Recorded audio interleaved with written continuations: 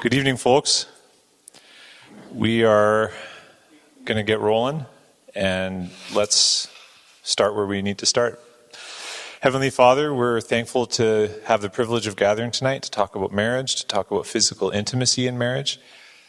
Lord, this is a gift, and I mean that in two ways, Lord, that us being able to do this tonight is a gift, and the gift of physical intimacy is a gift from you. And I pray that you would be honored tonight, that we would have an appropriate sense of holiness in this conversation, and that we would leave with hearts that are very grateful for the way that you have designed us and the way that you've blessed us. And I ask this, Father, for the sake of the name of your Son, Jesus. Amen. All right, so we are talking about sex tonight. If you needed that explained to you in the Sunday services when we've said that we're going to be talking about the physical aspect of marriage, that's what we're talking about. I assume that was probably clear to most of us, but if not, well, there you go. When I do pre-marriage counseling, which these sessions are largely based off of that material, tonight we're going to be talking about a number of things that don't tend to get to in just a shorter pre-marriage session. This is one of my favorite sessions, and not for the reasons that you would think. It's not just that it's fun to talk about this. Rather, I enjoy seeing the awkwardness get drained out of the room in the first 5 minutes. Because when people come for this session, usually when we do pre-marriage counseling, this is the last session. And surprise, surprise, people are usually pretty weirded out to talk to their pastor about sex. And I really enjoy, within the first 3-4 minutes, just watching the like I said, the awkwardness kind of leave as they realize, oh, this is just this kind of conversation. Okay, this isn't all that bad. And to have it really not be all that awkward at all. And there's a lot to say about that, why that's the case. And that's actually kind of where we're going to start. We're going to start talking about two stories about sex. And what I don't mean there is personal story. I mean large narratives about sex that are told in our world. And we're going to start just with the general, broad, wide paintbrush way of asking, what is the world's story on sex? What are we told about sex in the world today? As we really think about asking two specific questions today, what is sex and what is it for? Remember we started off with marriage. What is marriage and what is it for? It's basically what we're doing tonight with sex. What is it and what is it for? Or what is it for? And when we look to the world to see what sort of answers the world gives, we could go way back to kind of find the roots of the story that our culture tells us today. The really dominant notes of the world's story have their roots, like I said, way back, but really came to the forefront in the 1960s with the sexual revolution. Now, if you've read, what's his face? The guy that wrote The Rise and Triumph of the Modern Self, Carl Trueman. If you've read his book, or he wrote a shorter version of that, you'll understand that the sexual revolution didn't come out of nowhere. It wasn't just like they invented the pill and all of a sudden people could have consequence-free sex and boom, we had the sexual revolution. Nevertheless, the sexual revolution was still very significant as sort of the final step in a progression that our society had been moving towards. So since the time of the 1960s, since the sexual revolution, what is the story that our world tells us? So let's just start with the question, what is sex? And of course, I'm not talking the mechanics of it, but what I mean is, what is it about? What's going on really when two people come together physically? And what does our world tell us? Okay. It's an experience for pleasure. That's in some cases, that's it.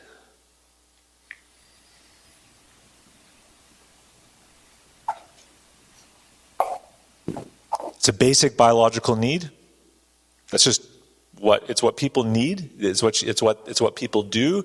It's what you should assume people will do.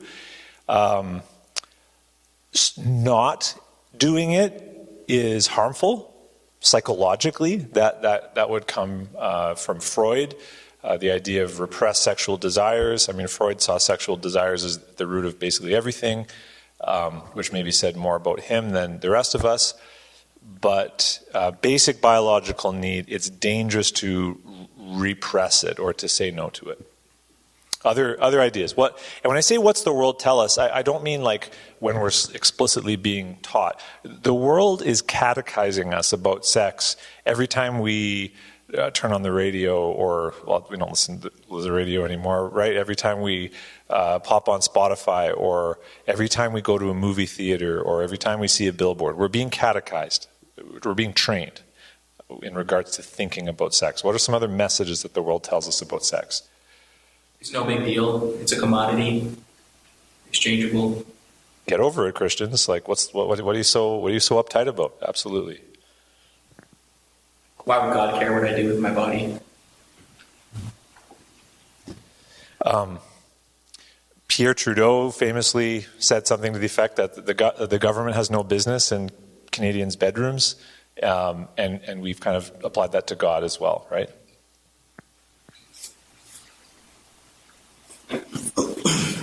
What I do with my body as a consenting adult with another consenting adult is between us, and if we want to do it, then that's good. Yeah, the consent is the bar to entry. Yeah.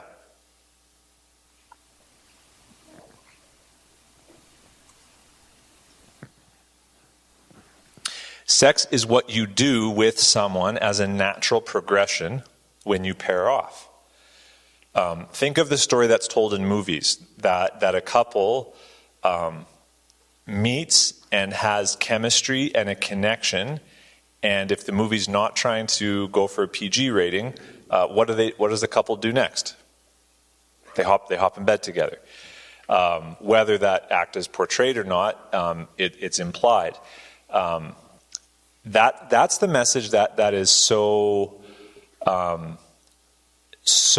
pumped at us from the world, and I mean like sewage, just dumped on us from all sides, that sex is the natural thing that two people do when they pair off. And I'm not even going to say when they're in love with each other, because I mean, what's love got to do with it? As was that Tina Turner or Janet Jackson famously said.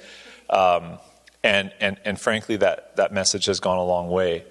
But you think of hookup culture, people go to the bar, they find someone, there's chemistry, and they shack up. That's just what you do as the natural progression in a relationship. That's how you express love and affection in a relationship. So if you've coupled off with someone, that's just what you do. And so the big debate is, are you being a sleazy guy to invite her home on your third date? And that used to be the big question, and now it's like, how quaint to get to even date, let alone get to a third date without ending up in one of your beds. That's how you express love. That's how you express affection. That's the basic stuff. That's what's going on in a relationship. Like, you essentially could boil down modern quote-unquote dating to, this is the person that I'm regularly having sex with. And we can see that. Pick an artist, pick a pop star, and listen to 10 of their songs, and just listen to how they talk about sex and how they talk about relationships, and you'll see that they're basically the same thing. And their relationship is just completely inherently sexual. That's just what it is. What we see is that sex should be fun, spontaneous, passionate. Good sex equals a good relationship, just in the way that sex equals relationship. What we see portrayed in movies is that good sex just happens, and it's a very natural thing to have kind of spontaneous, passionate, even wild encounters that just happen very naturally. Sex is important to a happy life. If you're not having sex regularly, you're not having a fulfilled life, unless you're asexual, which is a whole categorization that people assume you must be if you're not regularly having sex. Here's another one, and I'll maybe pause here in a moment because maybe I'm stirring some recollections for some of you that you want to jump in here. But one of the other messages in our world is that you have the right to an incredible sex life. Everybody has the right to this. You have the right to incredibly fulfilling sex. And you can have that with enough knowledge and with the right partner. And so combined with this is this idea of sexual chemistry or sexual compatibility, that there are certain people that you will have it with and certain people that you won't have it with. And so part of the purpose of dating and hooking up and moving around is to try to find that person with whom you have really good sexual chemistry, and with the right person and with enough knowledge, you can have you can achieve the right that you have to continuously to ongoing experiences that are fulfilling, physically fulfilling. Sex need not have consequences, emotional consequences, physical consequences. There is no coincidence that the sexual revolution corresponded with the availability of birth control and very, very shortly the legalization of abortion. We would not have had the sexual revolution without those things. And we could add to that a third thing, which is the ascendancy of second wave feminism. All of those went together because the argument of feminists had been that for years, men had been able to enjoy consequence-free sex whenever they wanted to. Because they could just leave the woman to deal. The woman had to deal with all the consequences. And by all the consequences, I mean the baby, right? And what the sexual revolution provided, well, there was the philosophical justification from feminism that women should be able to have this thing that men have, or that it wasn't fair for just men to have it, or however you'd frame it. And then between the pill on a regular basis and abortion for when you weren't using the pill or when it didn't work, finally women could achieve that. And so that's what you saw in the 60s, is this huge emergence of we could say the normalization of feminine promiscuity. But before that point, women could not be as promiscuous as it was believed men could be because they would bear the consequences of that. So you have this emergence of female promiscuity, and that's why you have, let's pick on pop stars again, because they're easy to pick on, but that's why you have, someone like Taylor Swift in her 30s who slept with how many guys, sung about it for all of us to hear, has no children, no consequences, right? Instead of leaving a legacy to children that she's investing in, she's moping about the last guy that broke her heart in bed, right? That's the result of that. So children are a bother. You can get rid of however you want to. There's no connection between sex and children. Anything else that you guys want to jump in here with to finish that sentence? By the way, with this big divide between, I'm going to get dizzy tonight, just going like this. So if I fall down, just lay me flat on the ground, and I'll come to.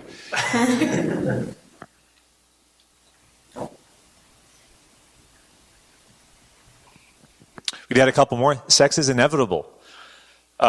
Teenagers are just going to do it.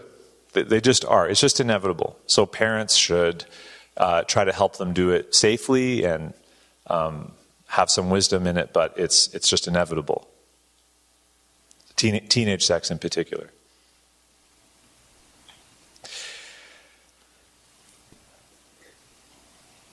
So let's keep talking about the modern story, particularly the 1960s and the sexual revolution. We've talked about a few of these themes coming together, or these social tidal waves of contraception, legalization of abortion, which was really fueled by feminism and the the belief that women have a right to consequence-free sex. That's why, and we'll come back to this, that's why abortion is defended so violently by people, and I use the word violently on purpose.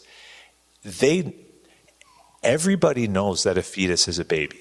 I mean, big surprise here. That's not the issue.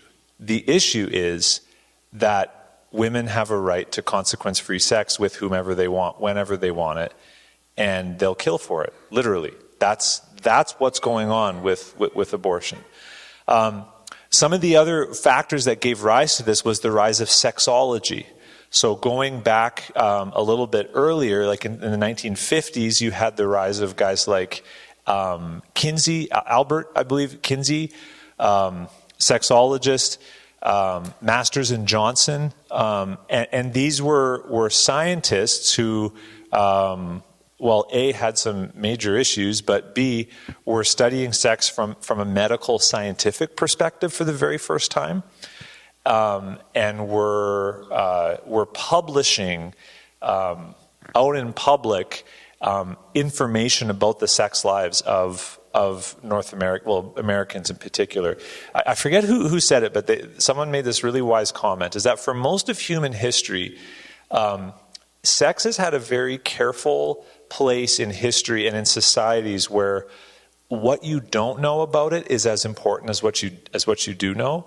Like in other words, it was shrouded in taboo, and you knew that other people were doing it because you knew where babies came from, but there was a lot that you didn't know about what was going on. There'd be rumors about the ladies on the red light district and your kind of strange neighbor and the people he takes home. But what Kinsey and in particular and Masters and Johnson and people like that did was they all of a sudden brought out into the open the weird sexual proclivities of everybody in America and sought to normalize it all.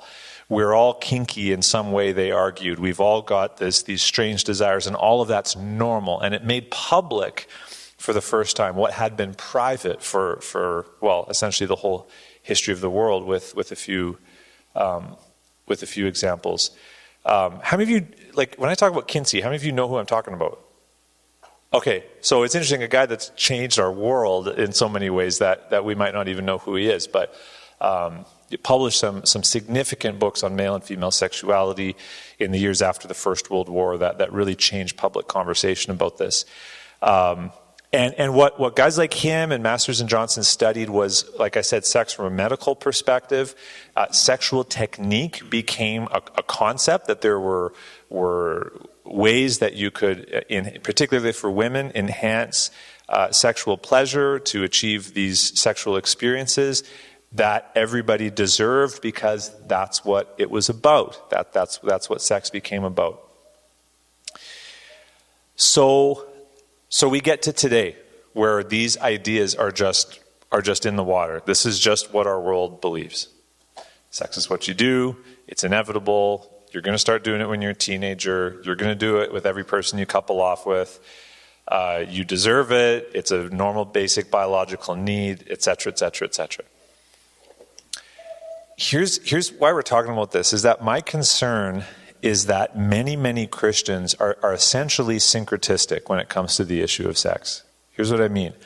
We essentially have bought into the world's idea of sex. We've swallowed it hook, line, and sinker, and I mean it's like a trap and it's stuck in our throat like a fishing lure. We've swallowed it hook, line, and sinker. And to this basic worldview, we've essentially added a couple of things from the Bible. That's what syncretism is, where you essentially have a fundamentally pagan or unbelieving worldview, and you add a little bit of the Bible to it, and so you end up with this mix of both. I believe that many, and I would hate to say most, but many Christians have done this, that they have allowed the world with its onslaught of movies and songs and ads and messaging and stories to brainwash us, convince us of this basic narrative, and yet we add a few little things. So, for unmarried Christians, we essentially buy into the idea that it is natural to just have sex with someone that you love.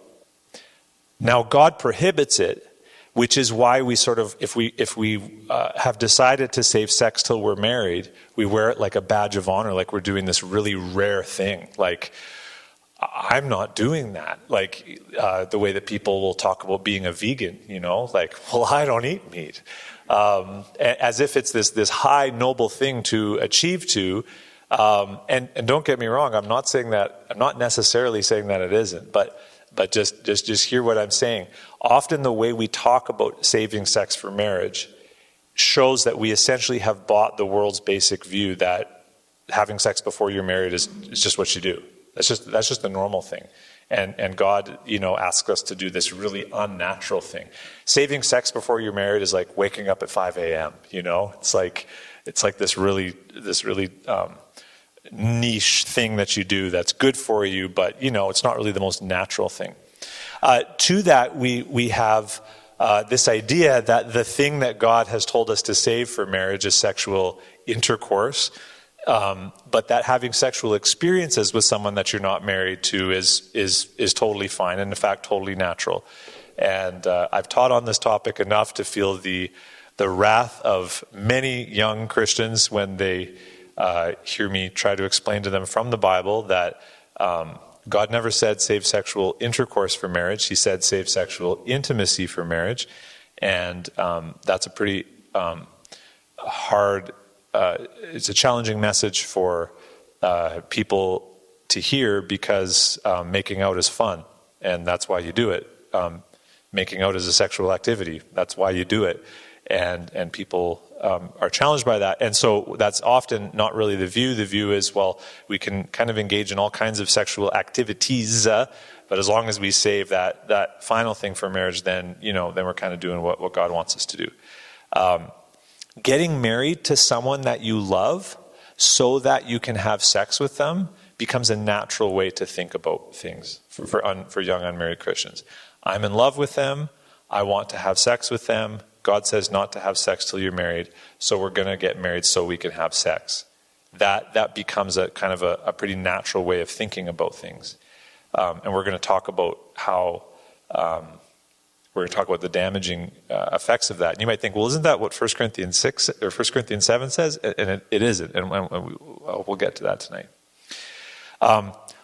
Marriage is the way that you get at those amazing sexual experiences that everybody's been talking about. That's a very common view. So the world has all this talk about you deserve this amazing, fulfilling, mind-blowing, the stuff that goes on the front cover of Cosmopolitan, sexual experiences, and Christians say, yeah, and getting married is how you do that. So that's one of the very common messages by those abstinence teams that show up at the youth groups to show you how cool it is to wait till you're married. It's like you're going to have the best sex if you wait till you're married.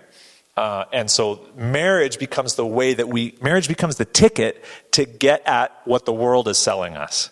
Waiting until marriage becomes the ticket to get at this basic sexual message that the world is giving us. Although, let's be honest, lots of Christians today barely believe this. I remember being so stunned, and I wouldn't be stunned anymore. I worked at a Christian school, and I remember being in the staff room with parents of teenagers and was just so grieved to hear these parents of teenagers talking about how their kids had started to date and were out late at night and coming home late and just basically shrugging their shoulders and being like, well, what can we do? And, the idea was they were just assuming that their teenage Christian kids were sleeping around because that's just what you do. And then people around the staff room started to be like, well, I mean, me and my spouse didn't wait till we were married and we're doing okay. And other people, yeah, I mean, neither did we and we're doing okay. Now, statistically, 8 out of 10 Christian young people are not virgins when they're married. And I think one of the things I hope that we can get to tonight, and if I don't get there in my notes, please remind me about it, is how to approach marriage as someone who does have a sexual history and a sexual past. But what I'm talking about here, not trying to talk about that as much as the way in which many Christians have essentially we've essentially waved the white flag on this. We've surrendered to the culture. Let's just assume that's just what you're going to do. And what that's coincided with is a real reaction against purity culture. Anyone followed that conversation on the internet in the last few years? So purity culture is like the 1990s thing that tried to make it look like, tried to make it sound like saving sex for marriage was the coolest thing to do. I'm sure that you couldn't write a history of purity culture without writing about DC Talk and their song, I Don't Want It. How many of you know that? Doug, you know what I'm talking about, right? Anyone else? Okay, so you guys got to go back. 1992, and DC Talk does this song. And I remember, so we would listen to DC Talk a lot. And whenever we would get to that song, my mom would go over and press fast forward on the cassette player. I'm dating myself here, okay? I'm 40 next week, so I'm allowed to do that. And then I remember finally the day when Mom sat us down, she's like, okay, kids, you're allowed to listen to this song now, and I'm going to tell you what it's about. It's about waiting until you're married to have sex. And so now, by that point, I think we knew where babies came from, or generally. Don't remember the exact order, but I felt cool bopping around to DC Talk. I don't want it. I'm not going to go on for you now, but anyways, I have all the raps memorized. Anyways, purity culture. So that was the big thing with like the purity pledges. I promise to, save myself for marriage. You'd write it on a pledge and you'd have your card and you'd carry it out in your back pocket where, you're sure to check the next time you're in the back seat with your boyfriend or girlfriend, that's what you do is, oh, look, I signed a pledge. I guess I'm not supposed to do this, It's incredibly, incredibly naive. And, oh, man, man. So those were my youth group days, right? The height of kind of the whole purity movement. And you had Josh Harris come out with I Kiss Dating Goodbye and really pushing this idea about saving everything for marriage. And what Josh Harris really popularized was this idea that I've kind of picked on already is that's the way to have the best sex is by saving it till marriage. And then you get at that mind-blowing sex that everyone's talking about. Well, a lot of people found out that promise didn't really come true for them. They got married and they kind of didn't have the best sexual experiences and the best sex lives that they had been promised. And for numbers of other reasons, in the last number of years, there's been this real rejection against purity culture. It's interesting, Josh Harris himself bought into it. Did this whole documentary of him basically apologizing to people for making them so uptight about sex and ruining their sex lives, and that was pretty key in him apostatizing from the faith entirely. This is one of the things that we don't often talk about, is that I've seen a huge connection between the whole deconstruction movement that's going on and sex. So we've heard about for a number of years now. I mean, maybe it's in the rearview mirror a little bit, but so many people in their 20s and 30s leaving the faith, apostatizing, and we often dress it up in these really intellectual clothes, like, I have all these problems with the faith, and yet what we haven't really pointed to is something that I've just seen over and over again, is how many people are walking away from the faith because of sex. They want to have sex, and if they're not going to be allowed to have it in Christianity, then guess what? They surrender. And this comes from essentially buying into the world's view on sex. So it's pretty serious. So that's a lot for unmarried Christians, right? What happens when we buy into the world's story on sex and we insert biblical truth here and there? We end up with quite a mess. For married Christians, many married Christians have bought into the view of the sexologists and the sex therapists that regular, mutually fulfilling sex is what you deserve and what you need. And like we've said, marriage is how you get that. That's why one of the reasons you get married, so that you can enjoy that thing that the world's been telling you that you need and promising you. A husband's job in sex is to give his wife the mind-blowing experiences promised her by the cover of Cosmopolitan magazine that feminist sexologists have told her that she deserves. You open up any Christian sex book, and that's going to be one of the dominant themes there. And Christian sex books, Christian sex blogs, they've become a whole market. And what many of them are doing is simply somewhat sanitizing and recycled the fundamental wisdom of the world. So what's the problem with all of this? What's the problem with this syncretism? I mean, hopefully it's obvious. There's lots of problems with this. For one, it doesn't work. People mess around before marriage. They have awkward honeymoons that don't match their expectations. They struggle with sex in marriage, and they blame purity culture. And you'd be surprised, I think we'd be surprised how much sex is to blame, or at least is a factor in a lot of the divorces that we see among Christians. You know, no one's going to come out and say publicly that that's what's going on. But when you read some of the stuff that people publish when they're behind a screen, I think we'd be surprised.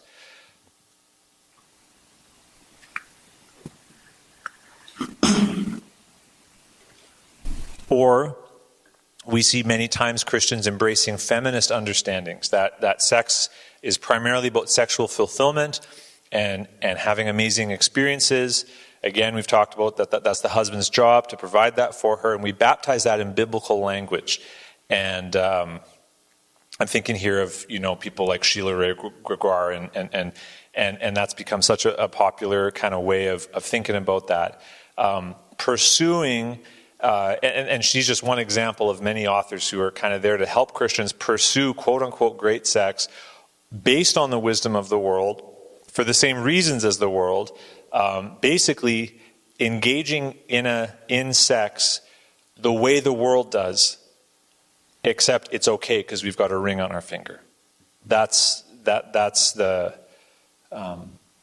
assumption, and I think we will see what is wrong with this even more as we walk through tonight, and we compare the world story to the better story that God tells us. And we're going to see the better story, and we're going to come to realize how much we miss out on when we buy into the world story.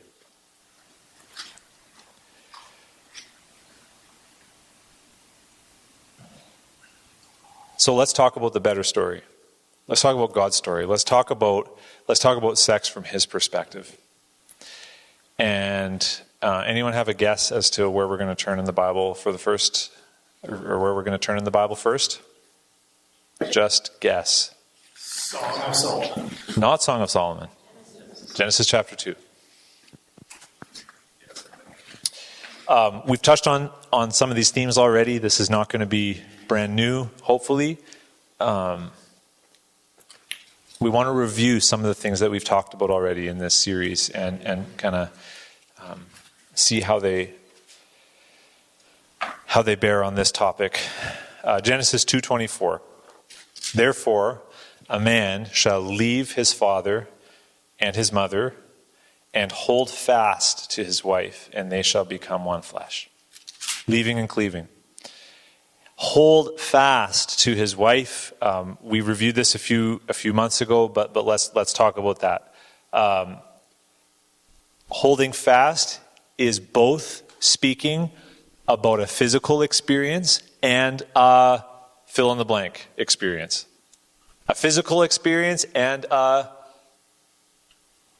Emotional. Well, it involves that. Spiritual. It involves that. Covenantal experience. 10 points to the pretty gal in the back row. For the video, that's my wife.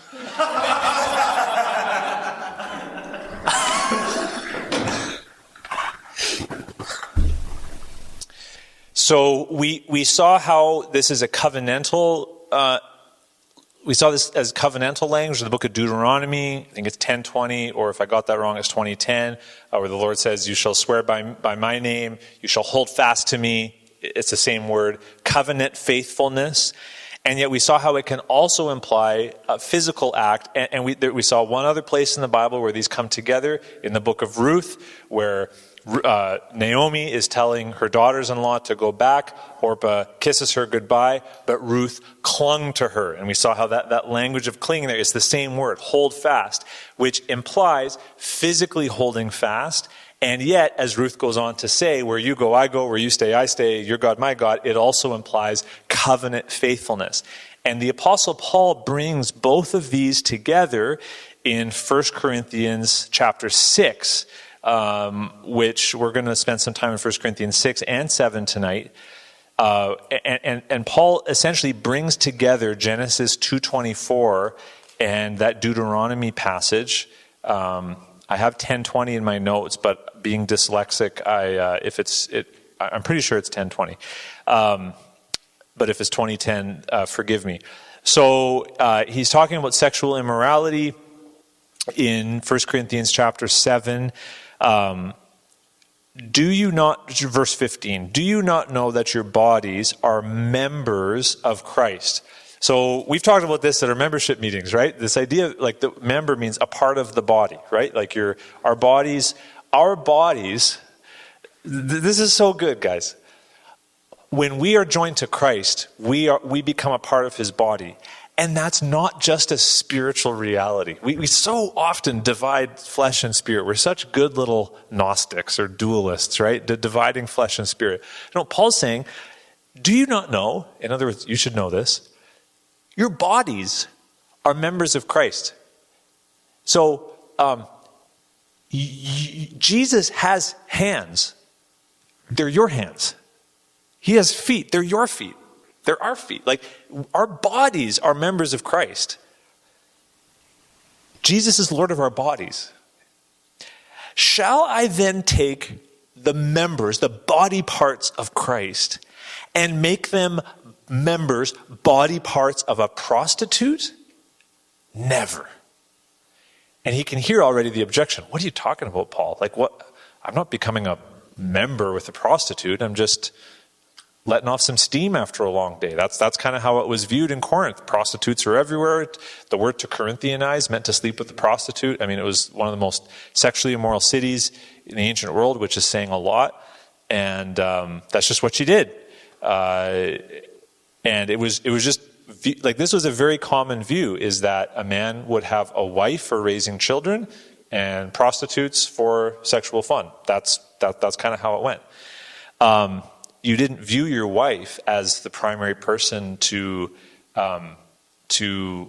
have sexual experiences with. I mean, you just had kids with her, and if you needed to let off steam, that was with the prostitutes.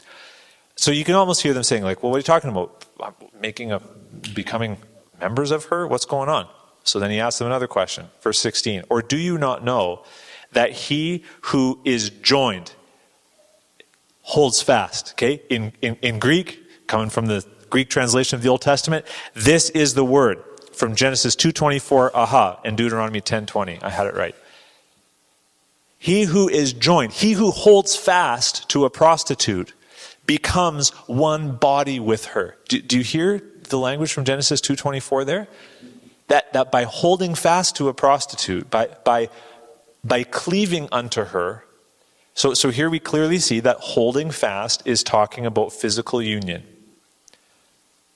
The man shall leave his father and mother, hold fast to his wife, and the two shall become one flesh. Well, that can happen when you hold fast or cleave unto a prostitute. You become one body with her. And he's saying that there's so clearly we can understand sexual intercourse is the most intimate that two bodies can be. And yet more than just the physical experience, there is a greater union that goes on there. So someone used the word emotional earlier. That's definitely part of it.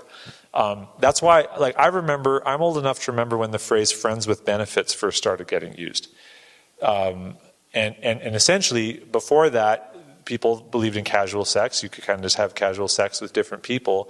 But casual sex still implied a little bit of more relational regularity and intimacy than most people were comfortable with.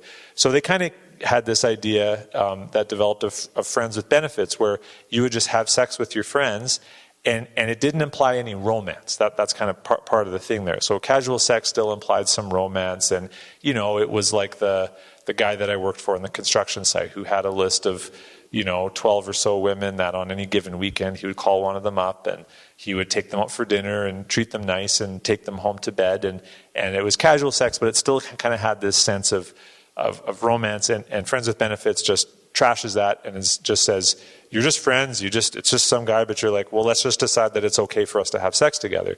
That's the quote-unquote benefit. The problem with it is that it didn't work, because why? What ends up happening when you have sex with someone? Everyone started falling in love with these people that they were having sex with. Because of course, right? So yes, there is an emotional union that goes on. Someone else used the word spiritual. I'm not going to comment on that too much, except to say that there does seem to be something going on here in terms of some kind of a spiritual union. What exactly that means, what it looks like. C.S. Lewis talked about a spiritual union that happens, that when it breaks, that's part of why when you sleep with someone and you break up with them, it's so devastating, because you have really been joined together on multiple levels. For as it is written, the two will become one flesh. But he who is joined to the Lord, verse 17, he who holds fast to the Lord, so same word, hold fast to a prostitute, physical union, hold fast to the Lord, covenantal union, becomes one spirit with him. And so this is now this idea that you are a body part of Christ, and how can a body part of Christ become body parts with a prostitute? It just doesn't work. Flee from sexual immorality. So what we see here is that sex is, or at least is supposed to be, a physical act that corresponds to a covenantal reality. The two shall become one flesh. And we've said, is that physical or is that covenantal? The answer is yes. It's this beautiful case of Hebrew double entendre. A couple, when they are married, becomes covenantally one. And in sex, they reenact that reality on a physical level. So as we ask the question, fundamentally, what is sex? My answer from Genesis 2:24, from 1 Corinthians 6, is that sex is a physical reenactment of the covenant union. And we could take just put that in different language. Sex is the covenant sign of marriage. Why do I say covenant sign? Anyone want to take a stab at biblical covenant theology to ask why I would use the phrase covenant sign? Entry to the covenant?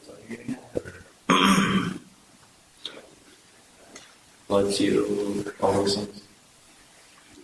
Covenants have a sign associated with them? A physical sign. The sign doesn't effectuate the covenant, but in some senses it kind of does, right? It does. Gray area on all covenant signs. And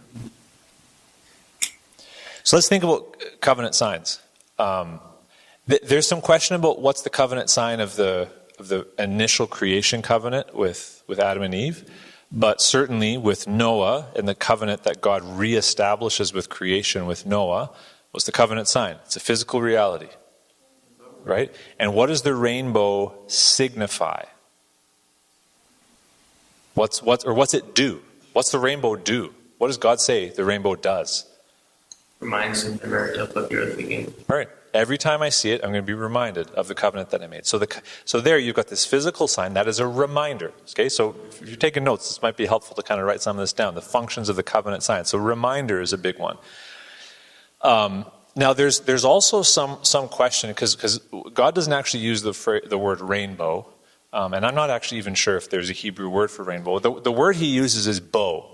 It's the same word as like for a war bow. I've hung my bow in the sky. And so there are some who say that the sense is that God's describing himself as a warrior, and he's hung his bow up. And which way is it pointing? Not down, it's pointing up. So there's some symbolism there, is that God's saying, I've set aside the wrath that I had. I won't take my war bow down to flood the earth again. And in fact, the bow's pointed up at me. So I'm putting myself on the line here. Now, perhaps that's reading too much into it. I don't know. But at least we see their physical manifestation. It's connected to... So is there a connection between the physical manifestation and the reality of the flood? Okay, what caused the flood? At least in part. Rain. What causes rainbows? I mean, this is, if you need me to answer this for you, then I don't know if you should be here tonight, but rain. So there's a connection there in that when the experience that caused the flood happens, in other words, rain, not all the time, but very often we see this reminder that it's not going to keep going. So there's a connection and a reminder. Let's go to the covenant with Abraham and the covenant sign that God gives, which is painful. Talking about circumcision. Have we considered, I know we would have talked about this when we were in this part of Genesis a couple years ago. Why circumcision? What's the connection between circumcision and the covenant with Abraham? They didn't do the son, and they'd be cut off by the people of God. Right. So the cutting off of the foreskin is symbolic of what would happen to you if you weren't circumcised. Either the foreskin gets cut off or you get cut off. Okay, so there's that. Wasn't there some sort of association between circumcision and the means by which God would fulfill the covenant of Abraham? That's huge. Okay, so guys, this is a grown-up discussion. God promised Abraham that he would have many, many children. There is a certain part of a man's anatomy that he uses to have children, and that anatomy is forever marked with the sign of the covenant. I mean, there's no question about the significance of that. That the very means by which that covenant is fulfilled is marked with the sign that you belong to God. Every child that a Jewish man begat, forget this. Every child that a Jewish man had, he had with the reminder right there that this is a covenant baby. This baby is a fulfillment of the covenant promises. So we've got reminder again. We also have symbol. It's symbolizing.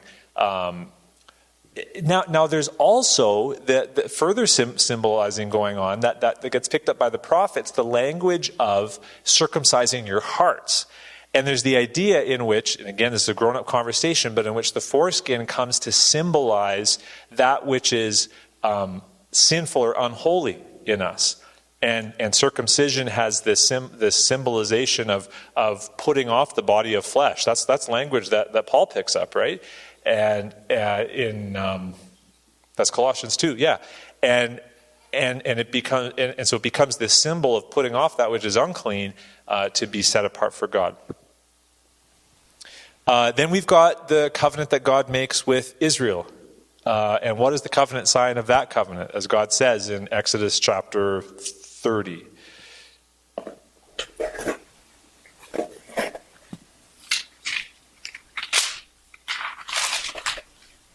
No, not 30.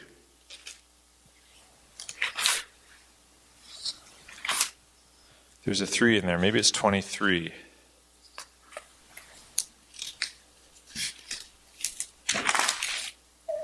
Oh, come on. I should have... written this down.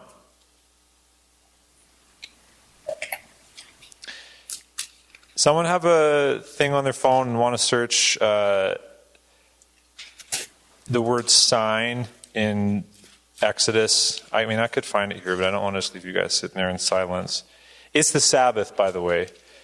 Oh yeah, 31. I was only off by one. And the Lord, this is 31, chapter 12. And the Lord said to Moses, you are to speak to the people of Israel and say, above all, you shall keep my Sabbaths, for this is a sign between me and you throughout your generations, that you may know that I, the Lord, sanctify you. You shall keep the Sabbath because it is holy for you. Everyone who profanes it shall be put to death. Whoever does any work on it, that soul shall be cut off from among his people. 6 days shall work be done, but the seventh day is a Sabbath of solemn rest, holy to the Lord. Verse 17, it is a sign forever between me and the people of Israel that in 6 days the Lord made heaven and earth, and on the seventh day he rested and was refreshed. So Israel rests 1 and 7, which in a culture where you couldn't just go get groceries from the store, you couldn't just order in pizza on Sunday, this is a big deal, right? And what did it symbolize? What was the function of the Sabbath? What do we read here? What's it a reminder of? Sorry? So that God made the world and God rested. So we're imitating him. We're being reminded that he's the creator, which is huge in a culture where you've got all these competing gods, and you're being reminded 1 and 7, God made all of this and he rested, so we're following him. And there's other passages that give additional significance to the Sabbath. I mean, even just here, that you're to keep this sign that you may know that I, the Lord, sanctify you. I make you holy. I devote you to myself. So it's a constant reminder of being devoted to God. We talked about this morning. How many of the laws God gave Israel was to make them distinct from the nations around them and not working 1 day in 7. I mean, everyone else, it's like, hey, let's get some more work done. And all in Israel, everything stopped on Saturday. And that was a reminder, we belong to God. God sets us apart. So the Sabbath actually had a function. It actually did something. Not just reminding them of some things, but actually making them that much devoted to God on a regular basis. And further to that, the Sabbath was a constant opportunity to have faith in God that he's the one that's going to provide for you. It was a big deal to not work 1 and 7, and then going on from there to not work 1 and 7 years, which part of the reason why they never actually did that, because they didn't have the faith to believe that God actually would provide for them.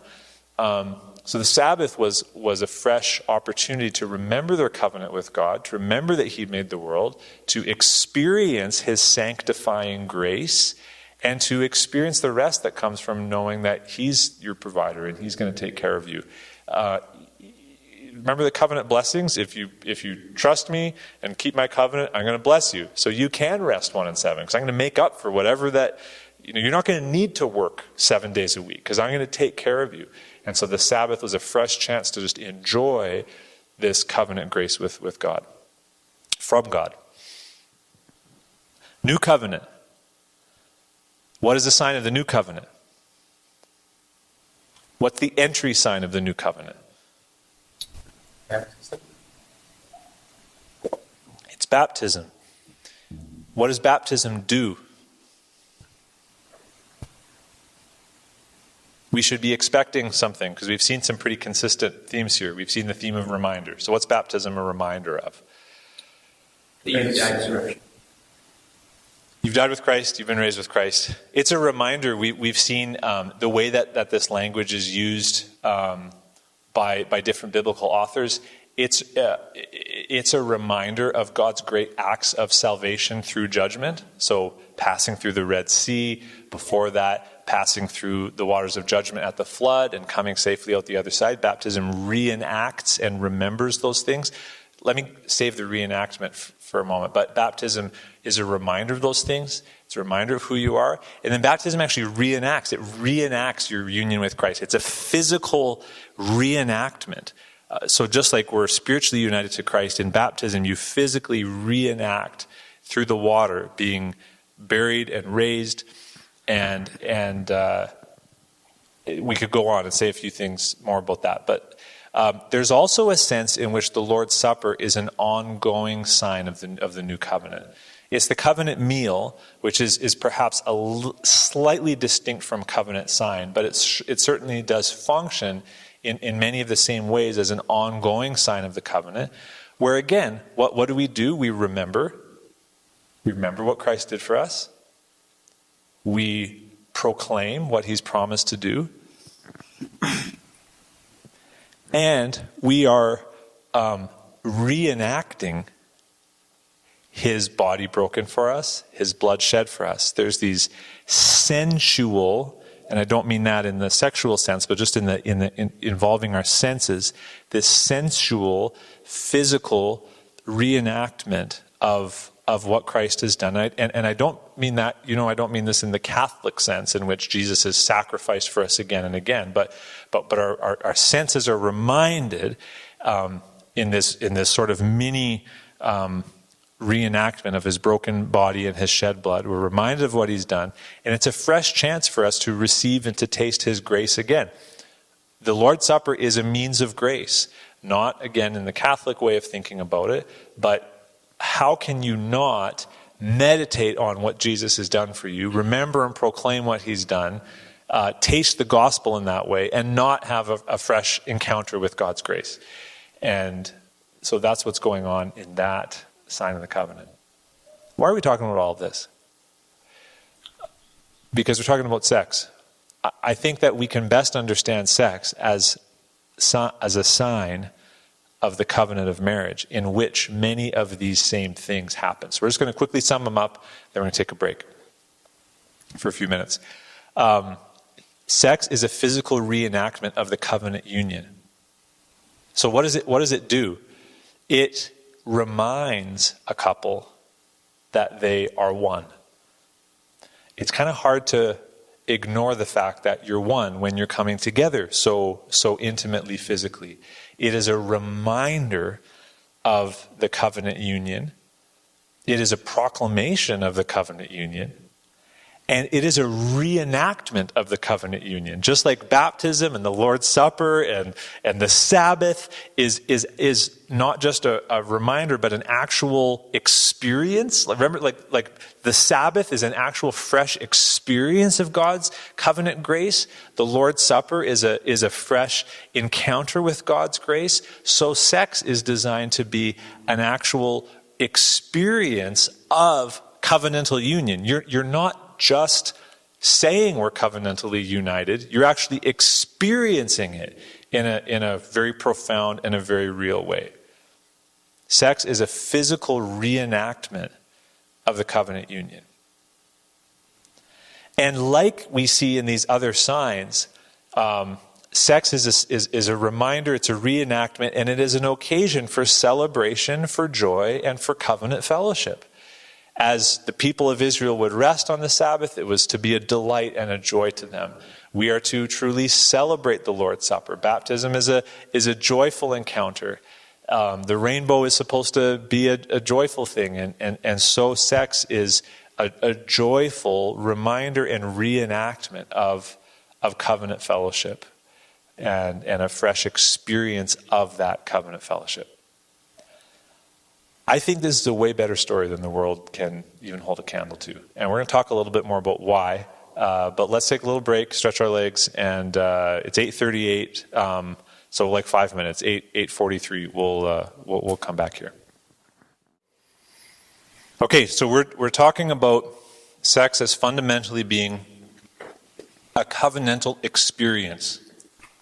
Is that a hand raised? Yeah. Is there any sense in which sex and other covenant symbols are more substantial than a reminder, like effectuate the covenant? Because I've heard you say before about people taking communion unbaptized, that's like wanting the perks of marriage without being married. And in doing that, I know what you mean as a Baptist, but in doing that, you're very closely unifying the covenant symbol with the covenant and the commitment. So is there a way in which sex officiates the covenant in a way? So I'm glad you touched on that, because I forgot to go there before.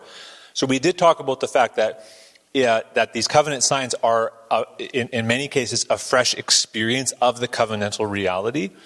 So like resting on the Sabbath, you're actually experiencing God's covenantal reality, right? The Lord's Supper, you're experiencing covenantal grace as you do that. So it's not just a reminder, it's an actual experience.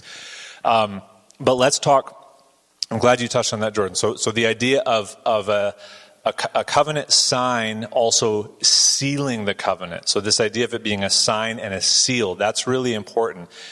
The sense is that the covenant is not formally ratified until the covenant sign has been applied. So this is a whole other piece. Can't believe I missed it, but I'm glad that Jordan's making sure that we don't. So if someone was born to Jewish or to Abrahamic parents, sons of Abraham, they didn't use the word Jew till later on, but if you're part of the house of Israel, you're not actually considered in the covenant until you've experienced the covenant sign, which is circumcision. That's why if you haven't been circumcised, you're cut off. You might have been rescued from Egypt, but if you didn't rest on the Sabbath, you'd be cut off from the people. The covenant sign actually was a seal. And to understand the word seal there, think about the idea of sealing the deal, like actually locking in that this has happened. And we kind of still practice that in many ways at a wedding ceremony with the ring. We say, with this ring I thee wed. You put the ring on the finger. This, as a covenant sign, actually seals that covenant. It formalizes it. It seals the deal. And there's a sense in which sex does that for marriage, which is why we will often politely talk about a couple consummating their relationship. At least in Catholic understanding, if a couple is married and does not have sex and they split up, it's not called a divorce. What's it called? An annulment. Because the sense is that they actually didn't have a full marriage. It wasn't a complete marriage without sexual union. So it's an annulment. You sort of just erase those vows that were made. But until there is union, sexual union, the marriage hasn't actually happened. And so that's what we should, or the marriage hasn't happened in its fullness. It hasn't been consummated. It's been inaugurated, but not consummated. Just like the kingdom of God, right? It was inaugurated at Christ's first return, consummated at his second return. And so when a couple pledges their vows to one another, and we say that the two have become one, what God has joined together, let no man separate, there's a sense in which that's true, but there's actually a sense in which it's not yet true. So you see this already, but not yet theology pop up. I've married many couples, and I know as I marry them that they're already one flesh, and yet they are not yet one flesh until that is actually consummated physically. And then at that point, then the marriage is sealed. So, excellent point. So, understanding sex as a covenant experience, as a covenant sign, what does this help us see? Well, it helps us see a number of things. It helps us understand why sex is prohibited outside of marriage. All of a sudden, that goes from being kind of this like weird rule that God and the Puritans came up with to actually making the most sense in the world, because if sex is a covenant act, then the covenant act is for people who are in the covenant. Like, that's what it's for. It's not so much that you have sex in the context of romance and relationships and some really puritanical people save it for marriage. It's that sex is for marriage. It is for the covenant of marriage. And enjoying it beforehand is inappropriate. I've said this in other contexts, so some of you may have heard this, right? Talking about saving sex for marriage is like talking about saving your move-in date until after you get possession of your new house. We're not going to move in until after we get possession. It's like, well, of course not, because it's not yours yet. Like, you do that and you're going to go to jail. That's called that's called breaking and entering, right? No, like really, guys, and apply the same thought, guys. Sex before marriage is like breaking and entering. It's enjoying something that's not yours to enjoy. That's not what it's for. That's not what God gave it to you for. The idea in many of the passages in Scripture is that sex outside of marriage isn't so much prohibited as just out of the question. It's very interesting. If you're to read through the Bible from Genesis 1 up till the chapter that we just read this morning, so the timing here is pretty interesting. We did Genesis 33 in our service this morning. We've seen a lot of sexual perversion. Okay? We've seen Lot being raped by his daughters. We've seen homosexual gang rape. We've seen angels taking on physical form to have giant babies with the children of, or with the daughters of men. We've seen all kinds of crazy stuff. You know the first time in the story of the Bible that we see just quote unquote good old fashioned premarital sex? Boy sees girl, boy loves girl, boy has sex with girl. Where's the first time in the Bible that we see that? Tamar? No. Genesis 34, the passage that Austin's preaching on this Sunday. So, someone's in the kitchen with Dinah. You don't get the reference. Never mind. Anyways, Dinah, someone will get the reference. Maybe Amy got the reference and she's laughing, and that does my heart good. So Dinah is Jacob's daughter, and the son of Shechem falls in love with her and has sex with her. And what do the brothers of Dinah do? They slaughter the entire town. Because how dare he? Now, what they did was wrong. I think there'd be a lot less premarital sex if there were more brothers who were willing to do, maybe not quite, I'm not advocating that level of violence, but a brother who would get in the face of another guy and say, no, you don't touch my sister like that, or at all.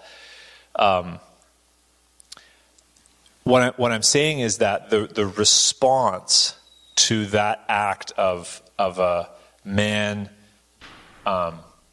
treating an unmarried woman that way is so violent and so direct, and it says something about the way that the Bible thinks about this. So it helps us, so seeing sex as a covenant act helps us understand why it's reserved for marriage. That's because that's what it's for. Sex is the consummation of the marriage covenant. It helps us understand why sex is connected to children. Malachi 2:15, what was the one? Says, did not the Lord make them one with the portion of his spirit in their union? So there's Genesis 2:24 language. And what was the one God seeking? Godly offspring. Malachi 2:15. There are some who interpret, and the two shall become one flesh, as the one flesh is actually talking about the baby that's produced when the two become one flesh. Now, that's not what Paul does with it in 1 Corinthians 6, but is there perhaps something to be said about that? That the two literally become one? I think there's no doubt some symbolism there.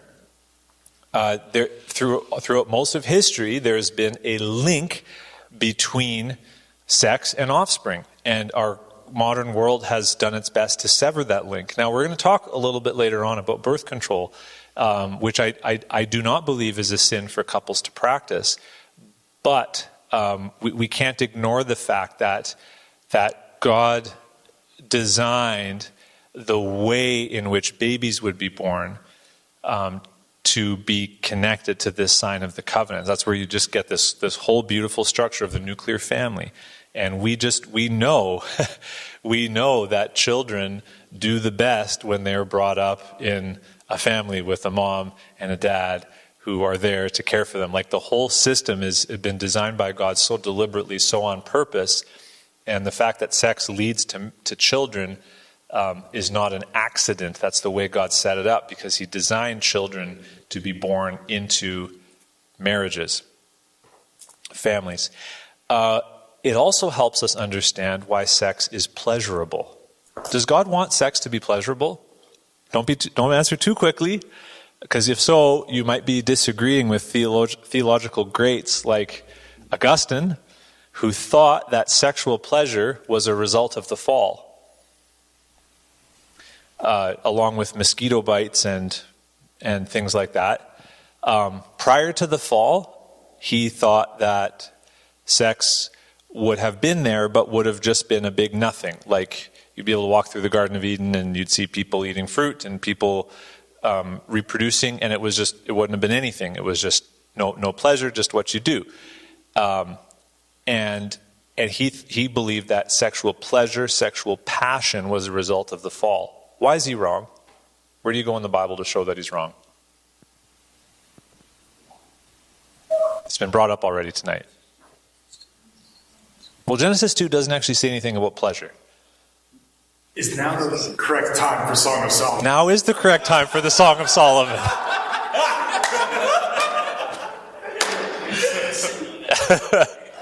Edge of his seat. Every question. Song of Solomon. Okay, anyways, we're finally there. Song of Solomon. Okay. Who is the rabbi that said, the scriptures? No, not a direct quote, but anyways, the scriptures is the holy place, and the Song of Solomon is the holy of holies. Song of Solomon is a really important book and deeply loved by generations of God's people. And it's not just about sex. I think we would be wrong to not see any reflection in there of the delight that God has in his people. And yet it is also about sex. And I think we can say it's about both because of Ephesians chapter 5, right? The relationship between a man and a woman is a picture of the relationship between Christ and his people.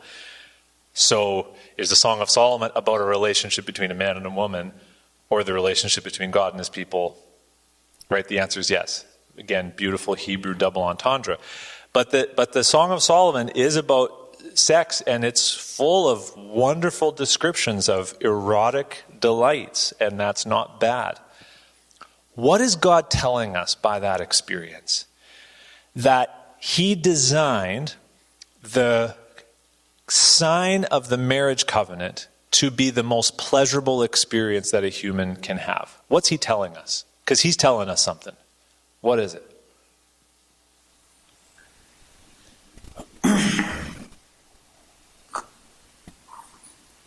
Father gives good gifts, or what's that passage? He just wants to give good gifts to children. Yeah, he does want to give us good gifts, but why that gift in that way? Why is it the sign of the covenant of marriage that is the most intensely pleasurable experience physically that a human can experience? Because it points to something that's greater? Yes. But let's get there by starting a little bit closer to the actual sign. Okay. What's he telling us just about the marriage union? And about what's he telling us about covenantal intimacy? That the sign of the covenant is such a wonderfully pleasurable experience. What's he telling us about covenant intimacy? It's supposed to be pleasurable. It's not a neutral thing. It's a wonderful thing. It's not just like, yeah, we're married, meh. No, it is a extremely joyful, wonderful experience. Relational intimacy is a wonderful thing. At the very least, that's what he's telling us. It is not a neutral thing to be close to someone. Relationship is joyful. And we see this in all kinds of relationships. Oh, how good and pleasant it is when brothers dwell together in unity. It is like the oil running down Aaron's beard, right? It's not just like, oh, there's some brothers dwelling in intimacy. Well, it's just what you do. And I was like, that's awesome. And what sex proclaims is how awesome it is to be united in covenant faithfulness. It's a wonderful, wonderful thing. That's what the pleasure of sex is communicating. That the inherent joyfulness of relationship, which does point us to something greater. It points us to the incredible joyfulness that we already do experience and will experience in covenant union with our Lord. There's not going to be any sex in heaven, and we're not going to miss it. Right? So think about that. As Jesus said, they will neither marry nor be given in marriage. but we'll be like the angels in heaven. And we're not going to be thinking, man, I really wish that I could go take a body again. Like, we're not going to be like Nick Cage in City of Angels, You guys are too young to get that. Where he becomes a man and embraces mortality so that he can have sex for a night with Meg Ryan. And that's where the Goo Goo Dolls song about the big, what's it called? Anyways, you guys are too young. You guys get it though, right? No, okay. Tina gets it. This is huge, 1996, whatever. But that's so. There's our world's message that. It's there in the Goo Goo Doll song, right? I would give up forever to be with you for one night, right? Iris, yeah. I would, and that comes from a movie where an angel, that was a theme song in City of Angels, where an angel gives up his immortality, embraces mortality, to have a passionate night with a woman who gets killed in a car accident right away. And the whole message of the movie is that it was worth it for that one night of passion. Okay? There's a word for that, and the word is like insane. It literally beyond insane that he would give up the presence of God, which of course it's just stupid. But we are not. I remember being in youth group and we were doing these Bible studies, and one of the questions we were asked is, if you knew Jesus was coming back next year, what would you do? And I remember one of the girls like, well, I don't want to get married because I kind of want to have sex. I don't know about you guys. And I just remember saying, I was only 16 or whatever. I'm like, I don't think we're going to be missing that in heaven. Like, we're not going to be with Jesus and thinking, it's great being here and all, but would have been really... No, so whatever pleasures we experience in sex, they are a pale reflection of the greater and surpassing pleasures that we will experience in the presence of God forever. Heaven is better by far, said the Apostle Paul. So way better than marriage, way better than whatever passionate encounters you can have. And the best sex is a pointer to the better experiences of relationship that we will have in heaven, which is a pointer to the boundless, exuberant, eternal, overflowing, exploding joy that the Trinity has been experiencing with one another for all time. Right? Because that's going to be the joy of heaven, is that Jesus is inviting us into the fellowship of the Trinity. As he says in John 17, that the love with which you have loved me may be in them. And so the idea is that we are going to be enabled to love Jesus with the eternal, overwhelming love of the Father himself. And if we could experience that, guys, we taste it in little bits here and there. But if you could experience that in your body right now, you would die. You would explode. We can't contain it. That's why we need to be transformed. That's why we need to have new resurrection bodies. And the joy that we will experience just in relationship with Jesus forever in heaven is going to make the best sexual experiences look like pale, thin little shadows next to the reality. So, yes, it does point away from itself to something even bigger. Now, does all of this discount the fact that there is some basic biology to sex? That there is a biological drive? That men in particular with a higher, with their higher sex drive, driven by testosterone, have just a biological push towards sexual intimacy with a woman. And not to say that women don't experience it, they just experience, the average woman experiences it far less often than the pop songs would suggest to us.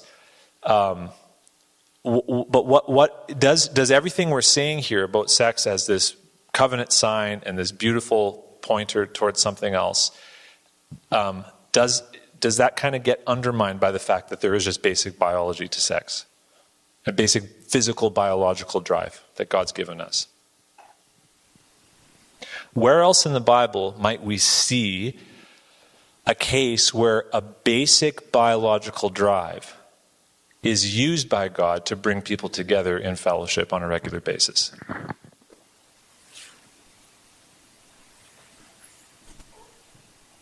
meals? What'd you say? The Lord's table. Okay. I would say yes to that, except they were specifically told if they were hungry to eat at home, but you're onto something. Jordan's, I mean, same kind of thing. Jordan's, I think, a little bit more were just eating together. Okay.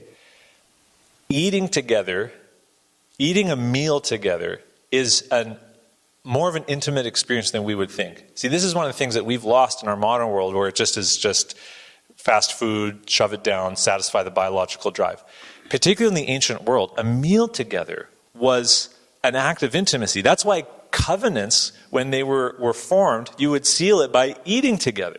Why David would talk about, like, they ate with me and now they've betrayed me. And that was so painful, because to eat with someone was an act of intimacy. That's why it was so awful what Judas did, that he broke bread with Jesus and then went out to betray him. That's why the church in Corinth was told to not even eat with someone who professed Jesus and yet persisted in unrepentant sin. That's why it was so scandalous when Jesus sat down to eat meals with tax collectors, right? To sit down and eat a meal together, it's an act of intimacy and closeness and relationship, more so in the ancient world. And we've lost that in many ways, and perhaps we should work at recovering that. Although even modern science and just sociologists and so on would tell us that it's really important for families to eat together. And that's why they recommend, like, slow down your eating. Don't just sit down at the table, scarf through your food, and rush off to the next event. And this, I mean, I hope I'm feeling some conviction here about some of the ways that that meals have been happening in our home. And this is a helpful reminder here, is that for family to eat together is actually really key, and in many ways becomes like the glue that kind of holds that family together at a relational level. So we could ask the question, if all that's true in the Bible and in sociology, is eating together both a symbolic, significant relational experience or a basic biological drive? Well, the answer is yes. It's like one of those wonderful biblical trick questions. And so we see how the basic drive to need to eat, God has put in place when there are those structures in place, that we can then come together, and that biological drive pushes us towards relational intimacy. It's supper time, and all the hungry people come together and don't just satisfy a biological drive or a physical need, but actually experience some form of relational intimacy together. I think the same thing is going on with sex. There is a basic biological drive there, and that biological drive pushing us towards intimacy is very much the way that God has set things up. This understanding sex as a covenant act helps us understand from Ephesians 5 why a husband has a responsibility to care for his wife with whom he has become one flesh. It also helps us understand why the best and the most frequent sex is had by long-term committed couples. This is something that goes very much against what we would have suggested to us by the pop stars and the movies, that the best sex is not had by young couples falling into bed for the first time. The best and most frequent sex is being had by couples who have been married and who have been together just with each other for 20 years or more. Because what does that tell us? That tells us that, and we're going to come back to this in a bit, that basically sex is going to be as good as your relationship is. Because sex is a picture of your covenant relationship. And the better your covenant relationship is, the better that sex is going to be. Anyone want to jump in with a question or a comment here before we kind of shift into this next section here, where we talk a little bit about expectations for those who are not married? But before we do that, anyone want to jump in?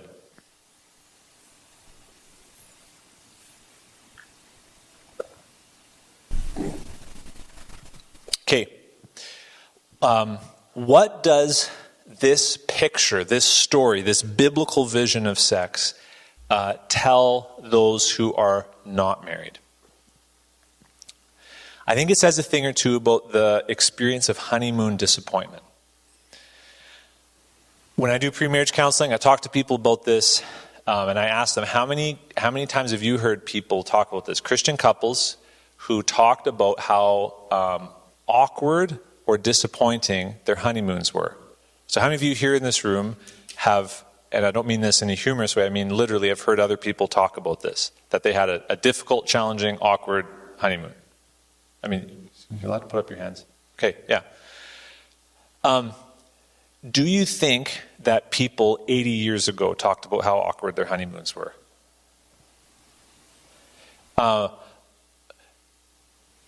We know they didn't, because that's why honeymoon has become a phrase for not awkward things, but wonderful things. You know, you're still in the honeymoon phase.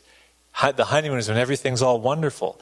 And that's part of why we struggle, because now it's like, well, this is actually kind of awkward, and that's not what I thought. I've heard stories, some personal, some like shared with me, and some have read secondhand or thirdhand of people, 60, 80, maybe even 40 years ago, who their honeymoons were just these wonderful, almost magical experiences. And you talk to couples today, and you're more likely to be like, yeah, it wasn't as good as we thought. It's kind of awkward, it was kind of challenging, etc., etc. What do you think is going on there? Why do you think that is? What does the average 22-year-old have today that the average 22-year-old 60 years ago did not have? Internet. The internet. And with it, what? Expectations of what it's supposed to be like. Whether that's from porn, or whether that's just from PG-13 movies, or whether that's from Taylor Swift songs, we have expectations about what sex is supposed to be like because of how sexualized our culture is. And our reality doesn't match those expectations. And so young married couples often experience disappointment. They don't recognize that amazing sexual experiences like you see on the movies don't just happen. Sex is way more complicated and awkward than you would think. I mean, what you see and when I say you see on the movies, I don't want to normalize it. We shouldn't watch other people have sex. Can we just say that? It's not normal. It's not good. But I'm assuming that most of us have at some point or another, even if it's just a PG-13 movie, where the couple stares into each other's eyes, comes close, starts kissing, falls over, and the camera fades, and then the camera opens up the next day with them in bed together. Although, it's likely that they just slept together. No, of course not, right? We know what happens. And what I'm pointing to there is the silliness of how many Christian couples who think that they can do all of that and not go too far. But even just the PG-13 version, where the camera fades and whatever, it communicates that these sexual experiences just happen, and that they're easy and seamless and wonderful and passionate. And sex is not actually like that. It's quite a bit more normal than that. And it's kind of like riding a bike, where after you've ridden a bike for a while, it's pretty natural and pretty normal, but learning how to ride a bike is not like that at all. And what Christian couples need to understand is that learning your honeymoon and the first season of your marriage is like learning how to ride a bike. When I had the privilege of teaching all three of my kids how to ride bikes. When they came back from their first time, where I let go, and they did this, did they come in the door and were like, oh, Mom, that was so awkward. I could barely stay upright for more than 5 seconds, and Dad had to grab the seat again, and I fell off, and it's just I just see those guys on the Tour de France just whipping around on their bikes, and I'm just I can barely do that. It's what's wrong with me, Mom? No, it's I rode without dad holding on for like 5 seconds. They're thrilled. Okay, that was people 80 years ago because they just didn't think anything other than that's what was normal. We've got this idea from unrealistic media that we're going to be Lance Armstrong. And when a couple gets married, or when a couple starts, hopefully it's when they get married that they start having sex, it's not like Lance Armstrong. It's more like a 5-year-old who just had his training wheels taken off. And so we should, unmarried people should have that experience. But here's where it's so important for us to remember what we've been talking about, because sex is not primarily about having amazing sexual experiences. It's about acting out your covenant union. That's so important. Because it means that the quote-unquote disappointing physical experiences aren't actually disappointing, because you got to act out your covenant union. And sometimes it's going to be physically out of this world, and sometimes it's going to be pretty physically normal. I mean, this is what unmarried people need to hear, people who aren't sexually active. Is like, people who are sexually active, they have bad days. Like, sex is not this wonderful thing that elevates you into this heaven like we hear all the pop stars singing about. It's pretty normal in many ways. And it becomes a part of normal life. It rises and falls with your relationship. And the negative, or what we would think of the subpar physical experiences, are actually just different experiences where you've still experienced the core reality of reenacting your covenant union.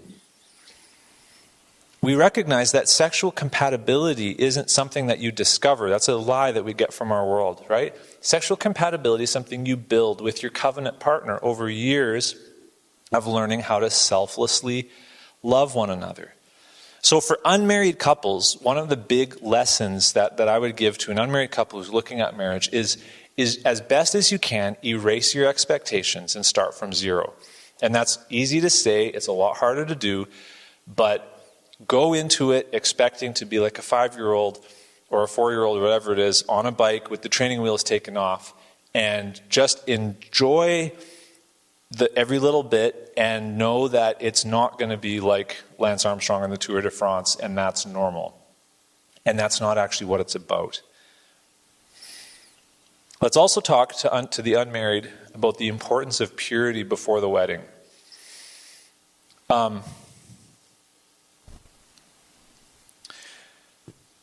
Something being bad and forbidden has a way of making it feel really fun, doesn't it? Remember the story of St. Augustine's pears, or St. Augustine's pears? I'll tell you what. I'll tell you my own story. Me and my friend in Caronport in the trailer park used to sneak into his neighbor's yard and eat her rhubarb. You know what rhubarb tastes like when you just pull it right out of the garden and take a bite? It ain't good. But why do we do it? It was bad. And the fact that it was bad, and the fact that we weren't supposed to be doing it, the fact that there was this tension of the should we, shouldn't we, added a sense of adrenaline to it that made it feel fun. That drives a lot of sex. It's like Proverbs 9:17 that talks about, like, stolen bread is sweet. The fact that you stole it makes it taste sweeter because it's the adrenaline of this is bad. Let's be totally honest here. In the short term, having sex with someone that you're not married to, that you're even not in a regular relationship to, like, in other words, that you're hooking up with or having an affair with, or someone you're not sure if you should be having sex with, short term, that sexual encounter will feel more exciting and more fun than most of the sex that happens in marriage. It will, because it's bad. And the adrenaline of, I'm not sure we should be doing this, this is so bad, adds to the thrill. This is why we just got to understand that having the thrilling experiences isn't what it's all about. And we got to understand that long term, the opposite is true. Over 20 years, and I could point you to all kinds of physical or all kinds of actual testimony of people who have said this in the scientific long-term studies. Long-term, over 20 years or more, it's the couples who have been faithful to one person for 20 years who have the highest sexual satisfaction and the greatest sexual experiences and the most frequent sexual experiences. And report way greater satisfaction than the people who are still hooking up with other people after 20 years, chasing that elusive thing. Short term, though, it is the case where the adrenaline. So here's what's sad. And what I'm about to say may be too much for some of you, but one of the things that you hear about, and I've been hearing more about in Christian circles, is the idea of married couples role-playing with one another. So maybe this is too much for some of you, but it's basically where a married couple pretends that they are unmarried and then has sex in this sort of pretend phase. And you've got people saying all kinds of things about why Christians should never do that or why Christians should do that. Here's what I'm concerned about with that, as I've reflected on it a fair bit, is that I think you can make the argument, well, that you're not technically sinning because you know that you are married and whatever. But here's the thing. My concern is that what a couple is doing is trying to reignite a sexual spark by pretending that they're doing something bad. And it's the fact that it's bad that's reigniting the spark, as opposed to a couple just enjoying their intimacy, covenant intimacy with someone that they know really, really well. Also aligning themselves to the fact that they're renewing their covenant, or exactly. It's buying into the wisdom of the world, right? It's basically buying into the fact that sex with a stranger is funner than sex with a spouse, so let's pretend we're strangers. It's very alluring. I can see why Christian couples would do it and would justify it.